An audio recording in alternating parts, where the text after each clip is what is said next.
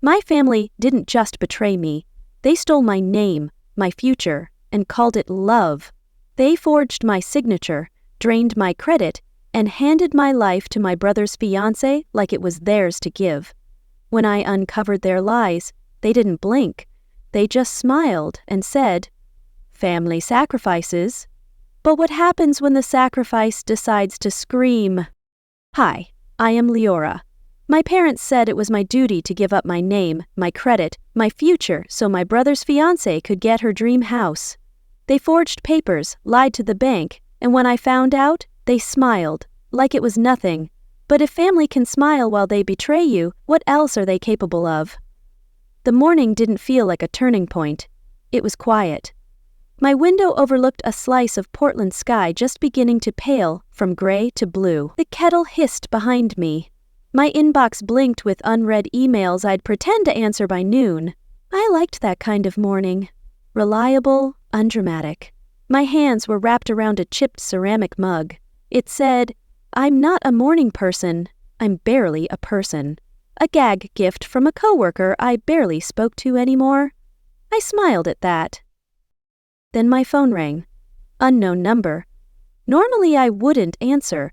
If it wasn't on my calendar, I didn't deal with it before lunch. But I picked up. Maybe it was instinct. Maybe it was stupidity. "Hello, is this Leora Strathmore?" I paused. Something in the tone. Too official to be a scam, too calm to be casual. "Yes, this is Gavin Holt with Pacific Crest Bank.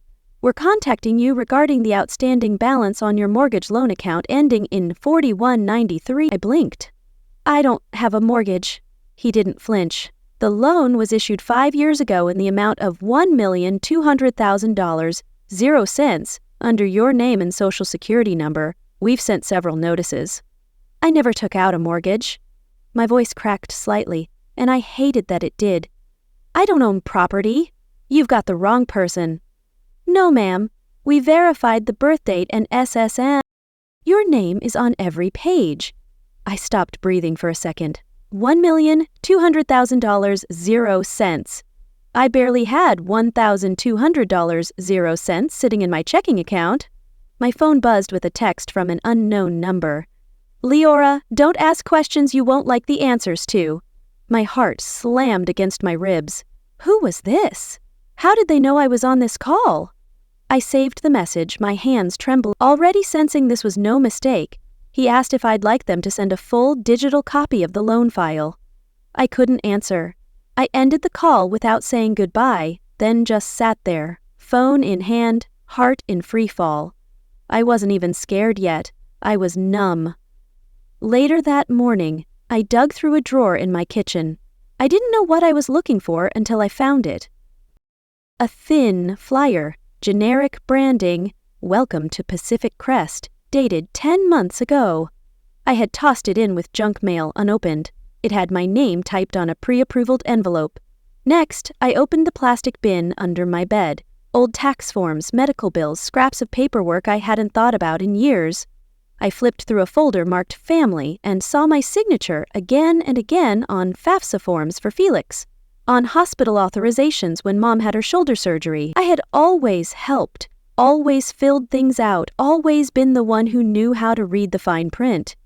That's when it clicked. 5 years ago. That was around the time Felix and his fiancée Ivy started house hunting. I remembered them talking about it at Easter. Felix said, "The market's brutal." Mom chimed in, "We'll figure something out. Family always does." At the time, I thought she meant they'd loan him some savings, or maybe help with a down payment. That phrase, "family always does," sounded generous then. Now it felt weaponized. I called Felix that afternoon, my voice steady despite the rage bubbling inside. "Did you know about the mortgage in my name?" He laughed sharp and cruel. "Leora, relax. It's no big deal. You're not using your credit, are you?" "Ivy and I needed a break. You'll survive." I snapped. "You stole my identity." He scoffed. "Don't be so dramatic. You always make everything about you." He hung up, leaving his words to fester like poison. I didn't do anything right away. I couldn't. I sat in the silence for hours. I stared at my laptop, but didn't open it. I watched dust move across sunlight like time passing. Everything felt slow and sharp. That night, I called my mother. She answered on the second ring, bright as ever. "Sweetheart, did you get the casserole I dropped off?" "I did," I said. "Thanks." "Hey, quick question. Why is there a mortgage in my name with Pacific Crest Bank?" Silence.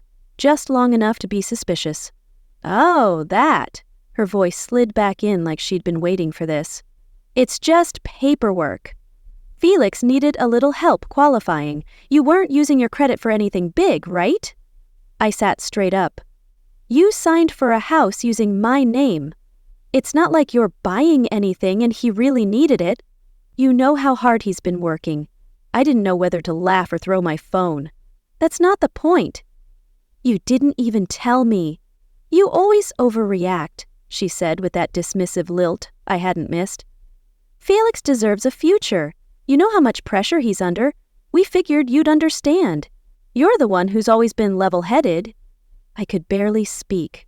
"You think he deserves a house in my name?" "Look, honey," she sighed. "You don't even have a family. Felix starting one. He needs this more than you do." "Needs it more?" I spat, my voice shaking with fury. "You forged my name while I was unconscious in a hospital bed." She gasped, then went silent for a beat too long. "Leora, don't exaggerate. We did what was best for the family." "Best for the family?" The phrase cut deeper than any knife. "You mean best for Felix," I said, and hung up before she could twist it further. It was so casual, like she'd just asked to borrow a sweater and forgot to give it back. She wasn't angry. She wasn't ashamed. She was rational, at least in her mind. I ended the call without saying anything else. There was nothing to say that would have made her hear me. That night I didn't sleep. I lay in bed with my eyes wide open, the ceiling spinning like a slow carousel. Every memory I had of helping came back with a new taste in my mouth. Metallic, bitter, used. When I was 17, Felix crashed his car. Dad blamed the weather. When I dented a fender 2 years later, I was told I'd never drive again unless I paid every cent to fix it myself. Felix dropped out of community college twice. When I got a scholarship to Oregon State, Mom said, "Don't brag, he's sensitive." I worked through school. I paid off my student loans early. Felix couldn't hold a job longer than 8 months, but he always had the new iPhone, always had someone bailing him out. And I was the one who didn't need anything, the one they called independent, the one who got told, "You're so strong." But strength, I was starting to realize, was just code for, "You'll survive whatever we do to you." The next morning, an envelope was slipped under my door, unmarked except for my initials in jagged ink. Inside, a typed note. "You're breaking this family apart. Stop now, or you'll lose more than you think." My pulse raced, but I didn't crumble. I photographed the note, added it to my growing file. They were scared, and that meant I was getting closer to the truth. I closed my laptop. Didn't cry, didn't scream. I sat there with a quiet I hadn't felt before. Not peace, not calm, just a stillness so dense it felt like gravity. They'd used my name like it belonged to them. Maybe because to them it did. But that was about to change. I didn't need an alarm. My eyes opened before the sun had fully crested over the neighboring rooftops. The room felt heavy, like the kind of silence that settles after something important is cracked. I pushed off the blanket and walked barefoot across the hardwood floor to the file cabinet I kept tucked beside my desk. It was an old metal thing I'd bought secondhand back when I thought organizing my life in folders would somehow give me control over it. I started pulling files, school forms, tax returns, medical consents, all the documents that had ever needed my signature over the past 15 years. Some still smelled faintly of printer toner. Next, I opened the email from Pacific Crest. The PDF loaded slow. I watched the little spinning icon like it might blink out of existence if I stared too hard. When it finally appeared, I zoomed in on the signature line. It looked like mine at first glance, the curve of the L, the tail on the A, but then I noticed the R in Strathmore. It didn't dip. Mine always dips. And the Y had a curl that wasn't mine. Whoever did this, they had practiced, studied. I almost had to admire the effort until I saw the notary stamp. That's what made my stranger drop. The notary wasn't a stranger, it was someone I went to high school with, Tessa Rowan. We weren't close, but we'd shared a locker wall and a few awkward laughs in gym class. I remembered she'd stayed in Portland after graduation. Had a kid young, got certified in something admin related. I never asked. I opened my phone and searched her name on Facebook. Found her profile in seconds. She still used that same photo from her baby's first birthday, her hair back in a bun, a balloon in her hand. I sent her a message. Hi Tessa, this is Leora Strathmore. Quick question. Did you notarize a mortgage document for Pacific Crest Bank in my name a few years ago? I didn't expect a fast reply, but an hour later my phone buzzed. Hi, Leora. I did. Your mom said you were sick and couldn't come in, said it was urgent. I didn't think twice. She seemed really upset. If I did something wrong, I'm sorry. I read it twice, then 3 more times. My fingers tingled like they'd been dipped in ice. She didn't say it maliciously. She didn't know. Tessa had believed my mother. I called Tessa that evening, my voice tight with barely contained anger. What exactly did my mom say? Tessa hesitated. She was crying, Leora. Said you wanted to help Felix but were too ill to sign. I thought I was doing you a favor. Crying. My mother, wielding tears like a weapon to steal my life. You were lied to, I said. But you need to make this right. Tessa's voice shook. I'll write a statement, I swear. It wasn't enough, but it was something. Believed the woman who once grounded me for not washing my dishes fast enough when she said I was too sick to sign my own mortgage. Like I didn't exist as a legal adult. Like I was just convenient paperwork. The air in my apartment felt thinner. I walked over to the window, cracked it open, and leaned out. A few cars passed. Someone walked their dog. The world kept moving, like nothing had happened. But it had. Something had snapped. Around 4 p.m., I was still at the kitchen table when there was a knock at the door. I didn't move right away. I wasn't expecting anyone. The knock came again, firmer. When I opened it, a man in a reflective vest stood on the porch, clipboard in hand. Behind him, a tow truck idled at the curb. Afternoon, ma'am. We're here to recover the 2023 Subaru Outback. Payments are 150 days delinquent. Name's Leora Strathmore, correct? I blinked. That's my name, yes, but I didn't buy that car. He tilted the clipboard toward me. My birthday.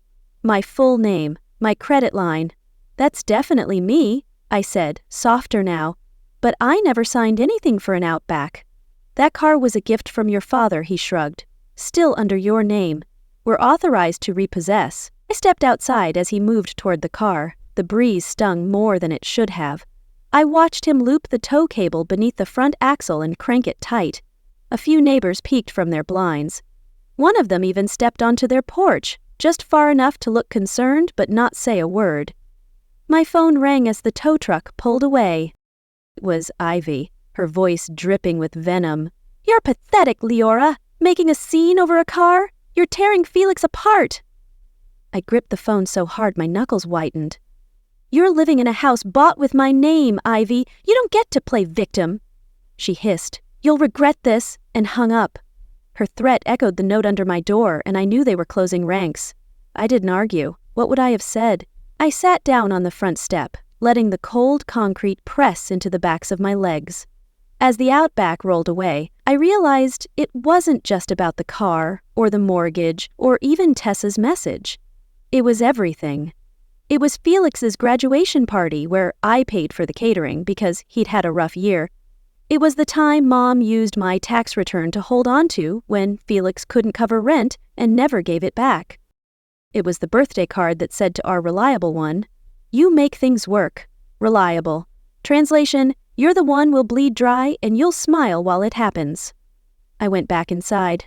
My fingers were numb, but my mind was sharper than it had been in days. I pulled a yellow legal pad from my drawer. At the top, I wrote in all caps, "Instances of unauthorized use of my identity." Then, I underlined it once, then twice, because now I had a list to build. And I was done being quiet. The legal pad sat on my lap like it was holding its breath for me. 7 entries, 7 moments where my name was used like a spare key. They never returned. I flipped the page, then flipped it back again. I wasn't done, not yet. I stared at the last word I'd written, hospital, and underlined it with the side of my pen, not neatly, with pressure. That word pulled something I hadn't looked at in months. Not because I forgot, but because it scared me. 10 months ago, I landed in the emergency room. A reaction to sesame, somebody's mistake at a catered work event. My throat had closed up so fast I remembered the ambulance ride only in flashes. I'd been unconscious for over 18 hours. The only visitor listed during my stay was my mother, and I had brushed it off as comforting. Of course, Mom would be there. But now, I couldn't stop wondering what she'd been doing in those hours when I couldn't move. Couldn't sign, couldn't speak. I called the hospital again, demanding to speak to someone in charge. A supervisor, Dr. Elaine Carver, took my call. "Ms. Strathmore, the footage is damning," she said, her voice grave. "Your mother was alone in your room for an hour, typing on a tablet while you were unconscious. We flagged this for our legal team." My stomach churned. She forged my signature while I was fighting for my life? Dr. Carver's silence was answer enough. "We'll cooperate with any investigation," she said. I hung up, my vision blurring with rage.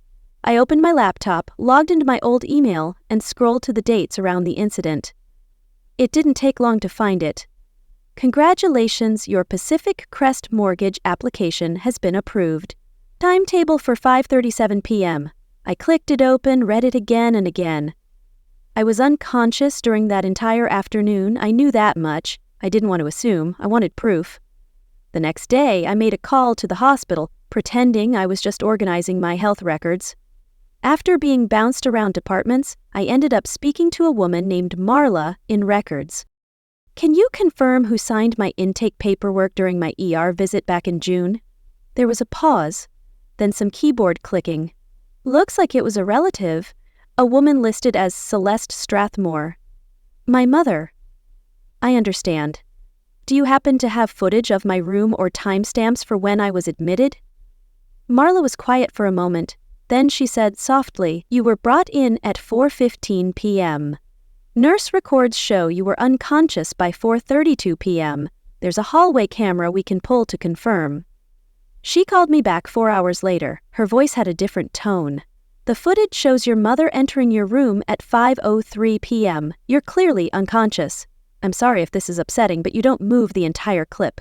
And the mortgage signature was time-stamped 5:37 p.m. I hung up, sat down slowly, and let my hands fall into my lap. For the first time, I didn't cry. I didn't scream. I just watched the weight settle around me. A signature forged while I couldn't speak. Because that was the safest version of me for them to exploit. Silent. That weekend I drove out to the edge of Portland to a storage unit I had nearly forgotten I even rented. I hadn't been back since I moved apartments 4 years ago. The air inside was dry and stale, and everything was coated in a thin layer of dust. The place was full of things I hadn't had the heart to throw away. Family albums, cards from birthdays where I didn't feel celebrated. Even the boxes my dad insisted we saved from Easter decorations. I opened one labeled Easter 2020. Inside, tucked between a ceramic bunny and a candle that had long lost its scent, was a photo frame. Remembered it. It had sat on the buffet table that year near the focaccia and the sad cranberry sauce no one ate. My parents had proudly displayed it as the Strathmore family. The photo inside showed my parents, my brother Felix and his fiancée standing in front of our house. I wasn't in it. I blinked. I had been there that day. I'd driven 5 hours for that dinner. I'd even brought dessert, blueberry tart and almond cookies because Mom said not everyone likes chocolate. I dug deeper and found an envelope of original photo prints still in the glossy sleeve from the drugstore. I pulled it out. There we were, all of us, me included, standing right between my parents, one arm over Felix's shoulder. I was wearing that forest green sweater I always liked in the spring. They had cropped me out. Not metaphorically, literally. They took the image and cut me from it. I texted my father, Roland, that night, attaching both photos. Why am I cropped out of the family picture? His reply was cold, cutting. It looked better without you, Laura. Stop digging up old drama. Better without me? The words seared, but I seared the text. Another piece of evidence. They weren't just stealing my name, they were erasing my existence. I sat down hard on the concrete floor, the envelope still open in my lap. The fluorescent bulb above flickered once, then again. They hadn't just signed in my name, they had started erasing me from documents, from decisions, from memories. I wasn't just the backup plan, I was the invisible one. I held both photos, one with me, one without, side by side. My hands didn't shake. Not anymore. You took me out of the picture, I whispered. Now I'll write one you can't erase. I didn't text her right away. I stared at the cropped photo for hours that night, holding it like it was radioactive. The next morning, I laid both versions side by side on my desk. Me in, me out, and took a picture. Then I opened a text thread I hadn't touched in weeks. I'll come to Friday dinner. That's all I wrote. I slid the original photo into the side pocket of my purse, zipped it shut, and didn't touch it again until the weekend came. Friday was cold, that sort of late autumn chill that made everything feel sterile. I pulled up to my parents' house in Lake Oswego a few minutes after 7 p.m. The same black SUV in the driveway, the same wind chime clinking against the porch light. Inside, it smelled like cedar-scented floor cleaner and everything was too bright, too shiny. Celeste, my mother, opened the door like I hadn't gone silent for 3 weeks. "Look who decided to join us," she chirped as if I was a guest. Not her daughter, not the woman whose life they were dismantling piece by piece. Roland, my father, offered a grunt that barely qualified as acknowledgement.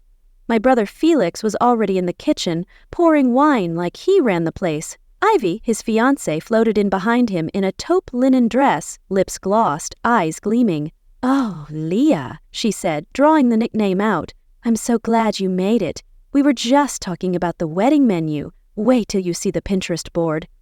No one asked me how I'd been. No one mentioned the mortgage. No one said a damn word about my car being repossessed or my credit destroyed. Halfway through dinner, I couldn't hold it in. I set my fork down, my voice slicing through their fake laughter. "So, when were you planning to tell me about the $1,200,000 0 cents mortgage you put in my name?" The room went deathly still. Ivy's wineglass froze mid-air. Felix's smirk vanished. Celeste forced a laugh, shrill and desperate. "Leora, not now. This is family time." "Family time?" I shot back, my voice rising. "You mean the time you steal my life and call it a favor?" Roland slammed his fist on the table. "You're ungrateful. Felix is building something. What are you doing except whining?" I stood, my chair scraping the floor. "I'm done being your pawn." We sat down to dinner at the long walnut table. The lamb was dry, the potatoes were too buttery, everything was perfect in that fake way where the food is hot, but the conversation is cold. Celeste made a joke about seating charts. Felix laughed too hard. Ivy passed around her phone filled with photos of table centerpieces and cake designs. I chewed slowly, watching their mouths move, but not hearing any of it. After a few minutes, I cleared my throat. "Have the invitations gone out?" Ivy blinked. "Of course, didn't you get yours?" I reached into my purse, pulled out the envelope, and placed it beside my plate. They all stared. On the front, Felix and guest. Inside, a crisp cream card with copper lettering, RSVP instructions, venue details. Nowhere did it say my name. Felix's fiancée got a personalized invitation. His sister got treated like a +1. Celeste let out a tight laugh, too loud for the silence. "Oh, honey, that must have been a mix-up. You know you're invited. Ivy must have..." Ivy flushed, but didn't speak. I said nothing, just picked up the envelope, slid it back into my bag, and folded the flap shut. Silence hung in the room like cigarette smoke, stale and choking. Roland finally leaned forward, his fork still in his hand. We're all just trying to move forward, Leora. You hang on to too much. It's not healthy. I looked up slowly, met his eyes. Do you even know what's been put in my name? He shifted in his seat. Celeste glanced down. Ivy froze. I didn't think so. For a moment, I thought someone might finally crack, might say something human, might admit something real, but no, Felix poured more wine. Celeste asked if I wanted dessert. So, I stood up, pushed my chair back with a soft scrape of wood on tile. Thanks for dinner, I said. My voice was calm, measured. Next time you decide to write me out, at least have the decency not to send it through the mail. I didn't slam the door when I left. I didn't raise my voice. But I did feel something shift inside me, and this time, I wasn't going to ignore it. I didn't look back when I left the dinner table. I didn't need to. The silence behind me said enough. When I got home, I kicked off my shoes, sat on the edge of my bed, and opened my phone. A Pinterest link caught my eye. Sent from Ivy weeks ago, back when she still pretended to like me. I clicked. It loaded slowly. Warwick Talbot wedding, soft greens, bronze accents. Hashtags like Forever Warwick and Finally Talbot. I scrolled. Table arrangements, bridesmaid dresses, gift registry, and then a section titled Family Moments. I wasn't in a single photo, not one. My hand tightened around the phone until I thought I'd crack the screen. That night, Felix left a voicemail, his voice low and menacing. You crossing a line, Leora. You think you're some martyr? We did what we had to. Drop this, or you'll wish you had. I played it again, his entitlement fueling my fire. I saved it, another bullet in my arsenal. They thought they could scare me into silence. They were wrong. 2 days later, a text from Ivy popped up, casual like nothing had happened. Hey, want to grab coffee? Just us. No drama, promise. I stared at the screen for a while, then typed back, sure. We met at a small cafe 4 blocks from my apartment. I got there early, picked a table near the back. Ivy arrived 15 minutes late, flawless as ever, with perfect curls and soft perfume that screamed curated effort. She smiled like this was brunch. Thank you for coming. I really wanted to clear the air. I nodded but said nothing. She sat across from me and stirred her tea, even though she hadn't added anything. I know you're going through a lot. I can't imagine how stressful all this has been, but Leora, this is Felix's time. You know it's really important to him that everything goes smoothly. Her tone was sugar-coated, but I heard the salt beneath it. I just hope, she said, looking up at me with those big fake concerned eyes, you won't cause a scene at the wedding. That would really hurt your parents, especially your mom. I stared at her for a long second, then blinked once. You done? She gave a breathy laugh. I didn't mean that in a harsh way. I know. You're good at playing innocent, I said, my voice low and cutting, but you knew exactly what you were doing when you moved into that house. Ivy's smile faltered, her eyes narrowing. You're jealous, Leora. You've always been jealous of Felix. Just let him have this. I leaned forward, unflinching. I'm not jealous. I'm done being erased. She stood abruptly, her chair scraping. You'll ruin everything, she hissed, and stormed out. I stayed, sipping my coffee, her words only sharpening my resolve. I let the silence stretch until she shifted. She finished her tea too quickly and said she had to meet a florist. We didn't hug goodbye. That night, I couldn't sleep. My mind kept playing back her voice. This is Felix's time. Don't make your parents sad. I got up, turned on the lamp, and opened my old tax folder. It was something I hadn't looked through in years. There, stuck between a stack of W-2S and health insurance forms, was a 1098T, a tuition statement from Felix's college, dated back during the recession when we were all scraping by. I remembered it clearly now. I'd had some leftover financial aid and he'd needed help. I'd sent a check directly to the student account. Back then it felt right. Family helped family. A few years later, we were at a birthday dinner for my mom. Felix gave a speech. He always loved speeches. thanking our parents for sacrificing everything so he could graduate debt-free. I wasn't mentioned, not a word. I sat down on my floor with that memory pressing down on my chest like weight. It wasn't just about money or the wedding or the mortgage. It was every time they took from me time, credit, identity, and made me feel like I was selfish for noticing. I pulled out the yellow legal pad, flipped past the previous entries, added 2 more bullet points. Paid Felix tuition, unacknowledged. Ivy, warning, emotional manipulation under the guise of family harmony. Then I stared at the page for a long time. The words blurred a little, but I didn't cry. I picked up a fresh sheet. At the top, in all caps, I wrote, Wedding Day. Underneath it, I drew a heavy line. They think I won't act because I'm quiet, I whispered. But I had been listening, watching, remembering, and they weren't ready for what came next. I didn't sleep the night I circled Wedding Day. My mind was a tightrope, one thought away from breaking. Morning light bled through the blinds as I sat on the floor, surrounded by papers, files, screenshots, and that yellow legal pad. Then a ping. It was a DM from Nadia, someone I hadn't spoken to in years. We'd studied anthropology together at Oregon State. Her message was short. Hey, is that your name on this Instagram post? Thought of you right away. I clicked the link. The video began with upbeat music and a drone shot swooping down on a freshly painted suburban home with beige siding, navy trim, and a wide, grinning porch. Ivy's voice came through, sugary and bright. We finally closed on our dream house. Thank you to everyone who believed in us. I paused the frame. There it was, the address. I didn't need to check. I knew it by heart because it was still under my name. I stood up too quickly, knocking over the pad. My knees popped. My breath went shallow. I fumbled through the folder, pulled out the deed I'd printed from Pacific Crest Bank's portal, and laid it beside my laptop. Mortgage holder Leora Strathmore. They hadn't even transferred the title. I replayed the video, this time reading the comments. Couple goals. Manifesting this exact home energy. Where did y'all get the door paint? They were using me for internet clout, for likes, for applause. I posted a comment under the video, my fingers shaking with defiance.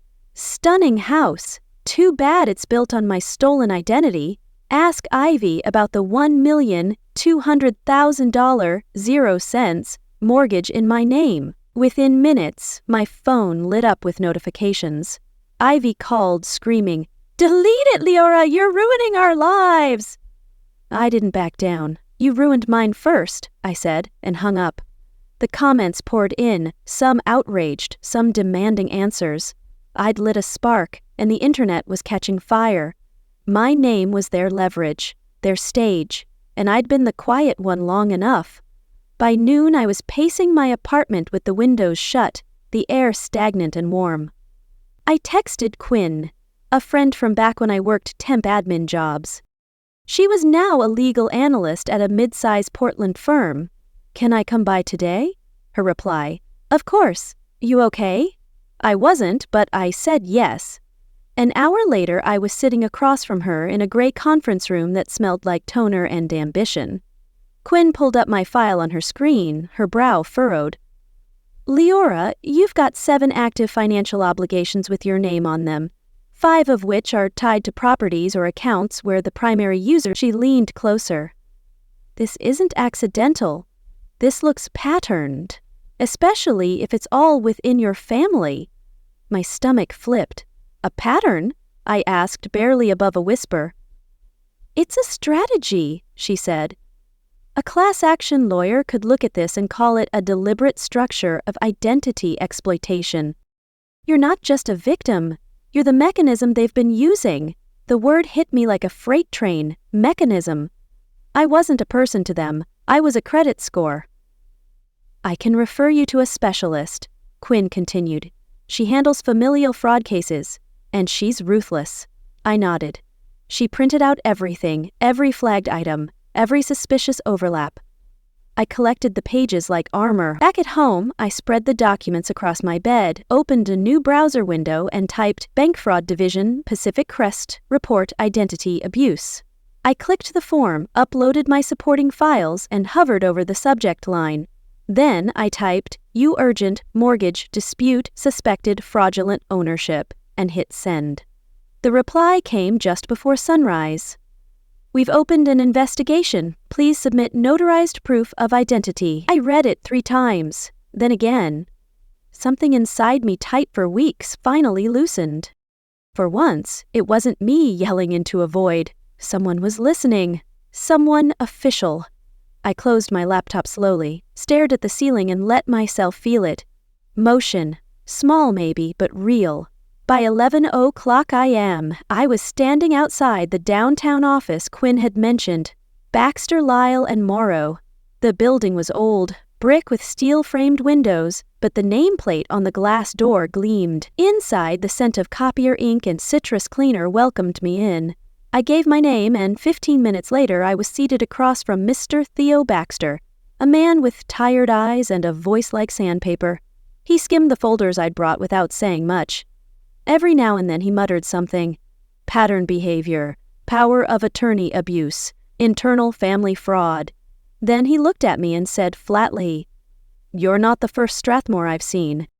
We've had 5 cases tied to that name in the last 10 years. Quiet settlements, all of them." I blinked. "Strathmore?" He nodded. "Family trust abuse? It's more common than people admit, especially among high-repole parents and golden child dynamics. When documented properly, it becomes classifiable under organized fraud statutes." "Wait, you're saying they've done this before? Not with mortgages?" "No," he replied, closing the file, "but with business loans, medical debt, even car titles. Your case? It's got teeth." Before I left, Baxter handed me a recorder. "Tape every call from them," he said. "They'll try to guilt you into backing off. Don't let them." That night, Celeste called, her voice thick with tears. "Leora, you're tearing us apart. How could you do this to your own family?" I hit record, my heart cold. "You did this when you signed my name, Mom. You made me nothing," she sobbed. "We just wanted Felix to be happy." I hung up, saved the file, and felt a grim satisfaction. When I walked back to the parking lot, I felt taller. Not safe, not yet, but grounded. That's when I heard someone behind me say my name. "Leora." I turned. A woman in a charcoal jacket, hair pulled into a clean twist, stepped forward. I didn't recognize her face, but the eyes. I'd seen them before in photos on Felix's phone back when we were still speaking. It clicked. "Zara," she said, answering my silence. "I'm his ex."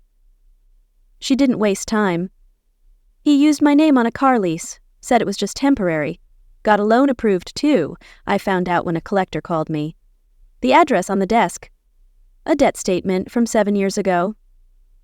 I wasn't shocked, just confirmed. "I tried to tell people, but everyone thinks Felix is so charming," she said. "He spins everything like it's nothing, gaslights you into silence." I felt a strange surge. Not anger, not yet. Something more like satisfaction, vindication. The story I'd been living in isolation was no longer mine alone. "Thank you," I said. "This helps more than you know." She nodded, then touched my arm gently. "You're not crazy." I met Zara for coffee the next day, desperate for more. "Did they threaten you, too?" I asked. She nodded, her eyes haunted. "Felix called me after I confronted him, said I'd regret it if I didn't stay quiet. Then my tires were my stomach twisted. They smashed my car window last week." Zara's jaw tightened. "They're scared, Leora. Keep pushing." Her words were a lifeline, proof I wasn't alone. Later that afternoon, I called Quinn and left a voicemail. "We've got a corroborating witness. Her name's Zara. She has paperwork." Then I called home. It was almost dinner time. I knew they'd be at the table passing rolls, avoiding each other's eyes. Celeste picked up after the 3rd ring. "Hi, Mom," I said. My voice was steady, measured. "Oh, Leora," her tone was clipped. "You should tell Felix to hire a lawyer."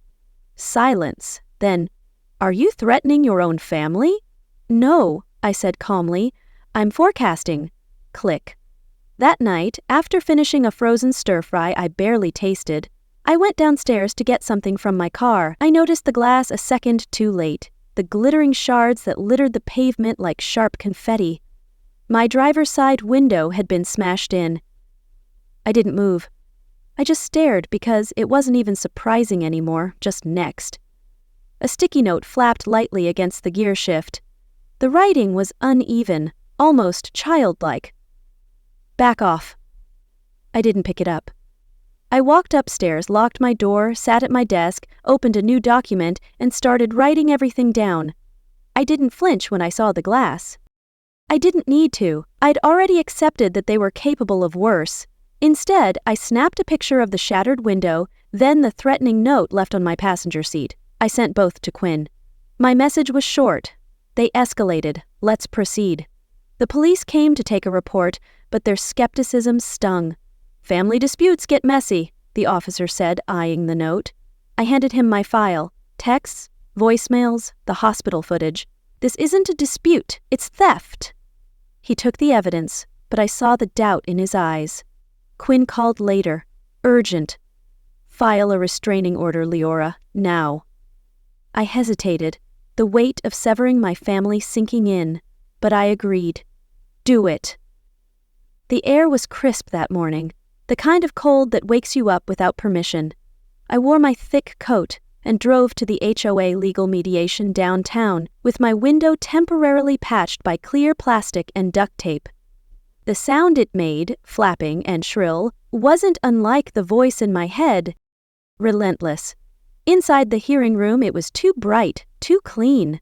A white-walled conference space with polished floors and coffee cups lined in tidy rows like none of us were there to ruin someone else's life. But that was the thing. They'd already ruined mine. Felix and Ivy sat across the table, dressed like the pressure hadn't reached their pores yet. Ivy gave me a tight smile. Felix didn't look at me at all. Pacific Crest's rep cleared his throat. We're here to review the mortgage dispute tied to property 927 Cedar Grove Lane. I calmly laid out the notarized affidavit, hospital timestamps, and overlays of my signature on prior legal forms. Every slide I clicked through hit like a silent gavel. Ivy's voice cracked. We thought she'd agreed. We thought she knew. Felix exploded, his face red. She's lying!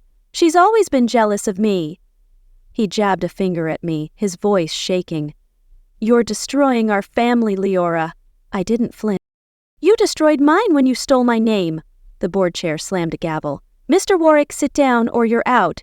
Ivy pulled him back, tears in her eyes, but I saw the calculation behind them. The HOA board didn't blink.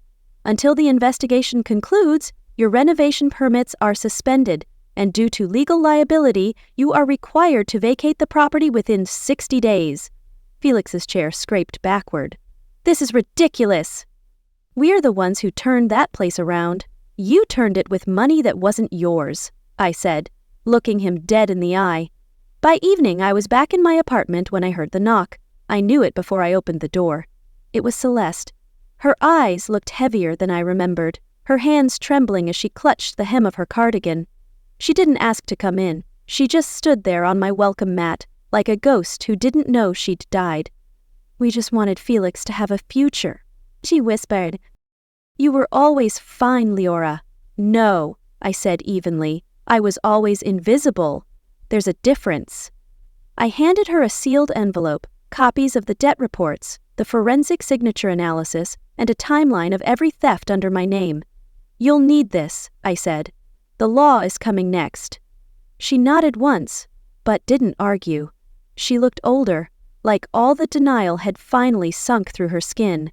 When she left, she didn't say goodbye. 3 days later, another note appeared on my door. You'll lose more than you think. I called Quinn immediately. They're not stopping, I said, my voice steady but my hands shaking. Good, she replied. Their desperation is our leverage, the restraining orders in motion. I felt a flicker of hope, but also fear. How far would they go?